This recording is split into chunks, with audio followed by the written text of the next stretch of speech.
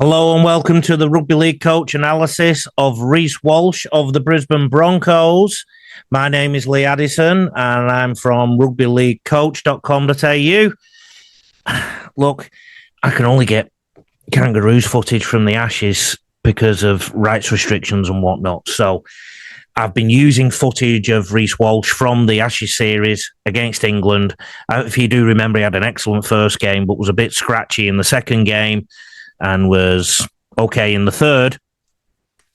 If we have a memory of Reece Walsh over the last few years, he had a great season, 2013, 2014, he dropped off somewhat, 2015, he had a really good end to it. But one thing about Reece Walsh's game is he needs to get some consistency. Now, we all know he's a fantastic player, fantastic attacking talent.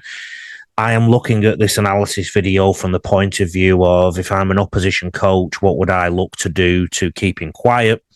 Also, what might Reece Walsh need to improve on as his game evolves? Because, as we all know, sorry, my camera's going a bit doolally. As we all know, players can't stand still. They need to get better all the time. And I look at some of the great fullbacks. I look at Billy Slater.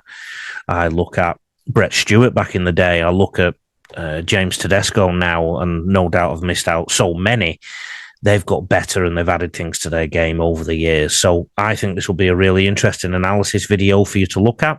And of course, Hull Kingston Rovers play against Brisbane Broncos in the World Club Challenge on February the 19th. So maybe some Hull KR fans will be looking to this video to see how they can deal with Reece Lightning. Remember, it's not being negative, it's being analytical. I will now share my screen.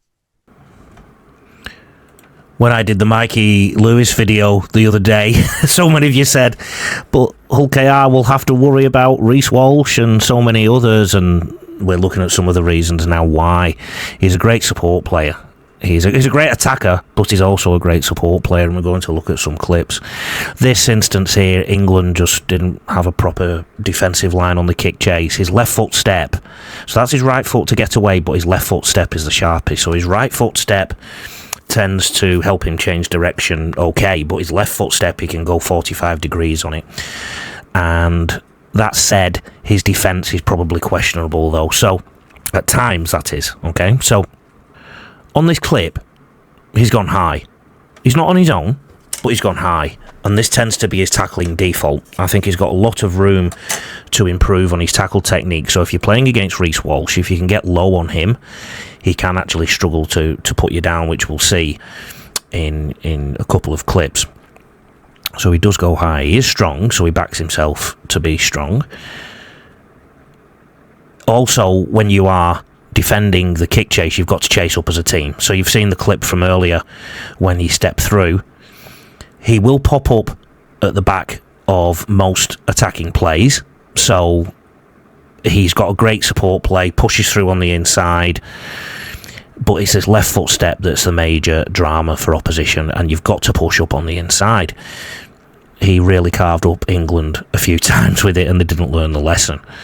When you watch him play, and if you just look at him, you will notice how often he pops up in support all the time. And this is the key thing for anybody defending against Reece Walsh. You've got to make sure the offloads are cut down because of this instance here and not give away a penalty. Okay, so for dragging back, this was the opening section of the third test.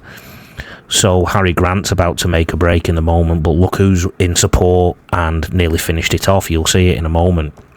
So this break's come from nothing, and Pat Carrigan on the right and Reece Walsh on the left. And England managed to snuff that out. So very much a threat in attack, pushing around the ball, and this is where every team in the NRL, but first of all Hull KR, have to really be careful. He does have some errors in him though, and you've just seen one there that he got away with. A fundamental coaching point for any player who passes the ball is to not pass long close to the line, and Reece got this very wrong here. So that's why the intercept was almost on. The problem is England didn't do a good job of the intercept, and in a massive stroke of luck, which is Reece Walsh's bag of late, he managed to pick the ball up and score. But that was actually an error from Reece Walsh. Now, you'll notice there, England kicked right. And I'm going to introduce you to a way of, if you like, nullifying Reece Walsh a little bit, or making him less potent. We've seen how the left foot step, he can almost step 45 degrees or over. His right foot step, though, isn't quite the same. Here, he sort of turned rather than sharply stepped. And when he goes direct like that, he's okay. But that's the key. You've got to kick to the right to him and get him to come from that side if you can. When he goes from left to right, he does tend to have a little bit less power, as we notice there as well. So getting him left to right as much as you can is the key. If he goes right to left, as we saw on the kick chase, he becomes a lot more threatening. Here he is again, left to right, palming with his left hand, and he gets put to ground rather easily. His left-sided pass is also not the most confident. Again, it came off, but watch this pass. From his left to right, it actually went to ground. It could have so easily been different. So Reece Walsh still has things to work on from the left side of his body. Left-sided again, left to right. He's ended up going back the other way. So there's definitely a little bit of a blind spot there in Reece Walsh's game. And defenders can be confident that when they do have him on this side of the field, he can make an error. So look, left to right, gets the ball in his hands to pass, and there's a pass that goes wayward. It was probably too far in front of Mark Nwanga-Nitawaze. Here he is on the left side of the field. The left side of the field again as he's attacking. So it's his left foot that he needs to step off, but he's got no room to, and he gets cramped up for room. So it's a minimal difference, but he's very potent from the other side, less potent on this side. So it's very much worth Hull KR and all the teams in the NRL looking at this, getting Reece Walsh to play out from their right. Okay, so kicking right and getting him to bring the ball back. If you're a coach who gets obsessed with new drills all the time rather than how to improve your players' skills, rather than focusing on standards of how they do things, then I think you need help with your coaching. If you're a coach who's constantly running your players in fitness drills with no direct relevance to the game, or you're one of those that sends them on laps of the oval, I think you need some help with your coaching. If you've given your team more than 6, 7 or 8 set plays or plays in general to remember, then you need some help with your coaching, because it's a tough game and Einstein would struggle to play it. If you're getting to do your team to do any kind of stretches without raising the pulse with a pulse raising activity first, then you need some help with your coaching. If you don't know what bilateral learning is and you're not practicing it in your coaching, then you need some help. And here is that help. I've worked at 2 NRL clubs, I've coached at 3 World Cups and 3 elite high schools, amongst many other things, and I've got a coach mentor program that has had quite a lot of success over the last few years. 2026 is our 4th year of this coach mentor program, and so far we've had 8 grand final wins from individual coaches. That is, 11 teams were comp runners up, and 92% of our teams were in the top 4 of their competition. Everybody improves though, so every coach that's come on as an individual has improved. Clubs can join as well as coaches, individual coaches, that is.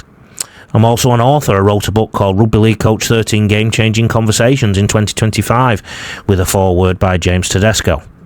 And you can find all these things on rugbyleaguecoach.com.au, the world's biggest online coaching resource in rugby league. Back to Reece, and he does have some errors in his game. He plays the game at 100 miles an hour all the time. So forward passes that go into touch, etc., even on his good side. If Reece had a weakness or something he's got to work on, is that he's got to be a little bit more composed in certain situations. That ball was knocked forward. He does things at 100 miles an hour all the time. So it sounds a bit converse this, but if Hull KR and the NRL teams get him involved in the game a lot, his error rate will go up because he's not mastered certain elements of his game yet. Now, one of the big reasons Reece Walsh got a lot of praise at the end of last season was because of his defence in one-on-one situations. But this time he got it wrong. And this is Jez Litton, who plays for Hull KR, and we'll be doing a video on him in the next few weeks. He just dummied and went on Reece Walsh, and I've got a slow-mo to show you two closer up. And there's a pattern here. Reece Walsh always targets the ball, and he targets in the middle. So where the post is right now, that's where Reece Walsh tends to go, because he looks at the attacker as if they're going to pass all the time. Now, if he was to really assess this situation, he'd realise that Jez Litton doesn't have any support around him, so he couldn't pass. And again, Reece Walsh went for the imaginary pass. Jez Litton had cracked the code. England had cracked the code, albeit too late to win the Ashes. Simple dummy. Reece Walsh went for the imaginary ball. And he should never have done that. Now, in the first test, and don't forget in the grand final, Reece Walsh got this right on a couple of occasions. In the first test, Herbie Farnworth passed the ball. Reece Walsh went for the ball again and knocked it out. So Reece Walsh got the plaudits for that. He always goes for the ball in between the two defenders. Same thing. So Jez Litton, a few moments ago, knew exactly how to do it. There are some other errors in his game too. So, like I said, he does everything at 100 miles an hour. Remember earlier I said his tackle technique can be quite high? Watch this. Dom Young goes a bit lower on him, and Reece Walsh tried to go over the top of him. Now, yes, they went out, but he was helped by his centre. But other players will dominate Reece Walsh in that circumstance. So get a bit lower on Reece Walsh. Because he goes into everything 100 mile an hour, he will slip up on the ball. He goes for this ball and misjudges it almost. Dom Young nearly scored. So he's not perfect. He's not perfect as a fullback. He goes for every ball in the air, even if he can't get anywhere near it. He also did an escort here that he didn't get penalised for. But then look what happens on the next occasion. He's a great competitor. Ref gives a penalty. He's a great competitor, wants to compete for everything.